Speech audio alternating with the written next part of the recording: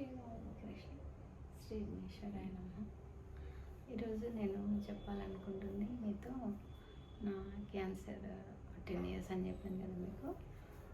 10 years నుండి cancer ఉన్న వాళ్ళు, నేను ఇప్పుడు ప్రజెంట్ అయితే సర్వైవర్ని కదా, అంటే డిటెక్ట్ అవ్వదు నాది. 10 ఇయర్స్లో ఒక 15 టైమ్స్ డిటెక్ట్ అయి ఉంటుంది. మిగతా టైమ్స్ అంతా జీరో వస్తుంది రేషియో అది.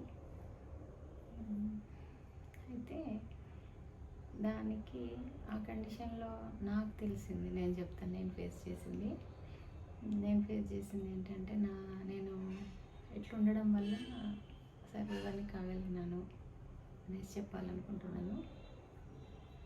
ఇప్పుడే స్టార్టింగ్ కాబట్టి లైట్గా చెప్తాను. డీటెయిల్గా అంటే ముందు చెప్తాను.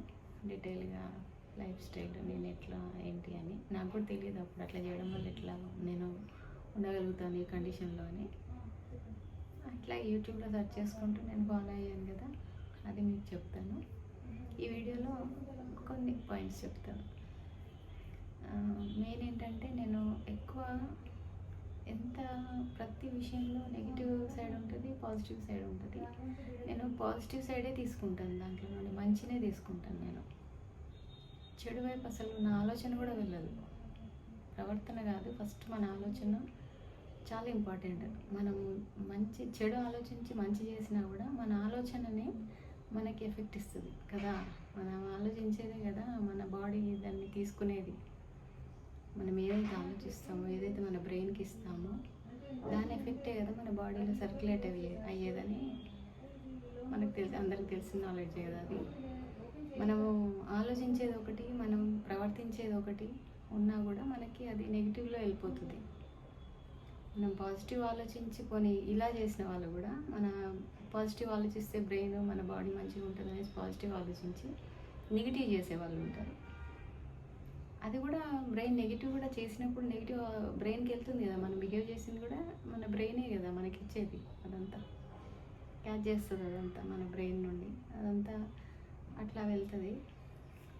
నాకు ఇవన్నీ తెలియదు, కానీ నా మెంటాలిటీ అది. ప్రతి విషయంలో ఏదైతే పాజిటివ్ ఉంటుందో ఆ పాజిటివ్నే తీసుకుంటాను. చెడు వైపు అసలు వెళ్ళను.